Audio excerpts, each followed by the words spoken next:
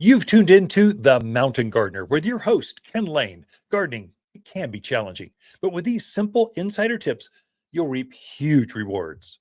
Now, let's tune into today's Mountain Gardener with Ken and Lisa. And welcome to this week's edition of The Mountain Gardener. Your host, Ken Lain, here talking about the landscapes throughout the mountains of Arizona and beyond. What zone are we? The mountains of Arizona. We are a zone 7B to 8, depending on your elevation, where you're at. And so what does that really mean? Zones, growing zones. So they're measuring how cold it gets in the winter. Plants have certain amounts of antifreeze in them. And so if you've got more antifreeze, it makes you into lower zones. You go to zone 5, those plants can go well below 0 degrees in the winter and still survive. Plants that are in the zone 9, 10, 11, those are Phoenix, desert plants. If you think a cold thought, they will die. I mean, it can take 0 amount of cold. Here in this Sedona, Camp Verde, Cottonwood, Prescott Valley, Prescott-Chino Valley, Paulden, go all the way over the hill to Skull Valley, Kirkland, Hillside. I see all of us in this region. Seligman. I know you guys are tuned in. You come visit us. Williams, I'm glad we saw you this week. You're going to be a zone 7 up in Williams because it's a little higher elevation. Groom Creek, zone 7. Down here, my house in Prescott, zone 8. And what they do is they measure for the last 20 years, they measure what was the coldest temperature. Whatever that was consistently, that is your zone. And so it adjusts a little bit. In fact, last year they changed Prescott, Arizona. They changed our zone from a 7B to an 8. In other words, it warmed up a few degrees, just not much, but a little bit. So it moved us up 5-degree temperature. So we still need plants that can go down to 15 degrees, but we haven't seen a sub-zero in over a decade. And so that plays out in your zones. And that's what the zones are.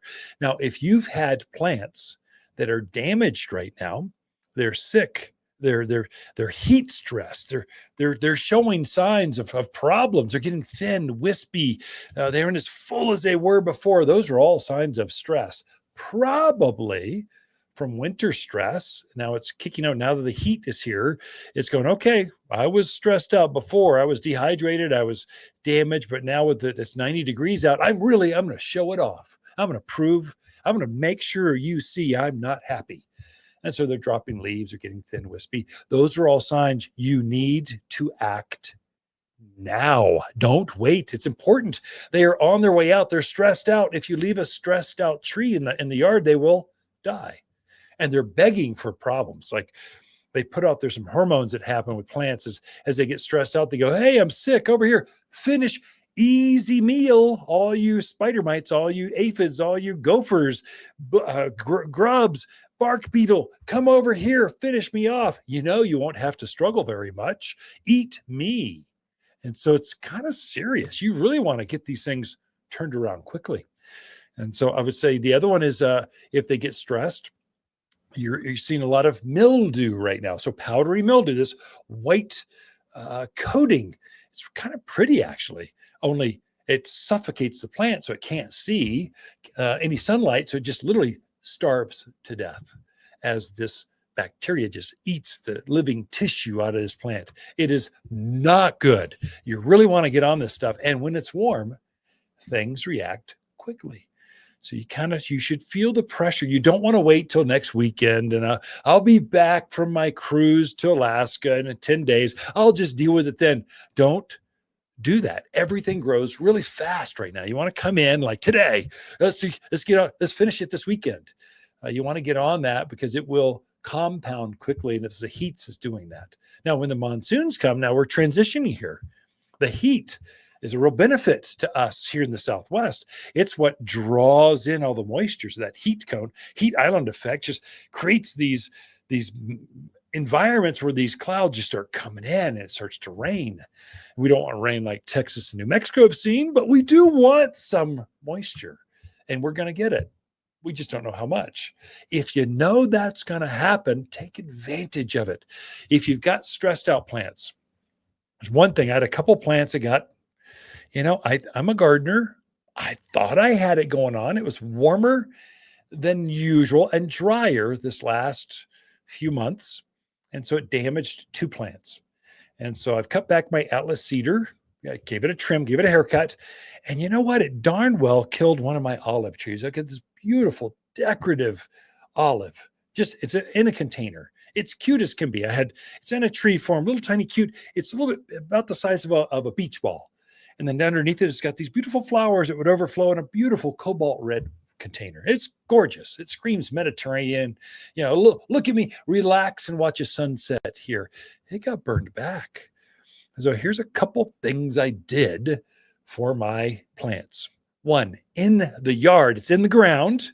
There, I gave those plants humic. Again, I know rain's coming. I know they're stressed out. I know they lost some root mass. And so that's the reason you're seeing this top growth stress. I need to grow the roots out. So humic is Humic, humic acid. So it looks like coffee grounds. I spread that out all underneath my plants where the roots are. It's like a fertilizer, but it feeds the ground. It feeds the worms, the mycorrhizals. It tickles the feet, the roots of plants so they want to root out. Super, super important for sick plants. Start there. Just put that on, get a bag, throw it out there. One bag covers 2,000 square feet. Probably one bag will do a whole yard. Pray for rain. It's going to make a difference. The other one I'm doing at the same time, I fertilized everything in the yard, every single plant, all my ground covers, my perennials, trees, shrubs, flowers, everything got fertilized. I thought the rains would come this last week. I was wrong. I believed the weatherman. See that? I should know better. I've been doing this for decades. The weatherman is 100% wrong, like every time. It's crazy, but it's coming next week. So I got my fertilizer on. It sits there until the rains come. You really need, when you put this stuff on the ground, put it over top of the rock. It'll activate the second we get moisture irrigation, and it'll go through the rock and the fabric. It just activates. And every time you get some moisture, because the 744 all-purpose plant food and the humic, these are both organic materials. They're not breaking down instantly all at once. They break down slowly over a season. So they just slowly go through the soil so plants can pick up this nutrient as the moisture comes. So take advantage of the rain coming. That will get things to relief, get new branches. It just gets things to reroot, add some structure to it. More foliage equals more photosynthesis, which means more roots. It just all activates to itself. If you've got something with just no leaves left, those plants, it's too late. It's dead. If you gave, I'm going to increase the water. Well, if you found a dead body, there's a dead rabbit out there, a bird or something, and you just gave it, and it died of drought, and you gave it some more water, is it going to reanimate? Neither is your plant. No, it's not going to come back to life. More water is just going to cause it to rot faster. There's a time and place where it just stops. It just dies. There's a line in the sand. And I'm always amazed at how plants, they want to come back. Any care, they will jump back to life for you. I mean, you have to want it dead. It's looking stressed. I think I'll just kill it from here. You have to physically want to kill a plant. They want to live, if at all possible. They're basically just like you and I. So if you just get ahead of it a little bit, they come back for you with a vengeance. They root out super strong. But I would right now, stressed out plants, give it humic. Second, fertilize with a 744 all-purpose plant food. And then I mentioned my olive tree. That one I cut back. It's no longer beach ball size. It actually hurts my heart saying that out loud. But I did prune it back to about, volleyball size. And now I'm amazed. It's only been a few days. I gave it some fertilizer. It has already got new foliage and it looks more balanced. It's going to be beautiful. Plants love a beautiful haircut. They feel prettier when you trim them back. Don't be afraid to trim back some branches that are dead or a lopsided. They want to feel beautiful. They don't like messy bed hair. They want beautiful rock star. That's where they want to go out and go, look at me. I am so beautiful. Look at this. I'm going to grow for you. I'm feeling good about myself and others. Let me just show you what I can do. And they just start taking off with new growth.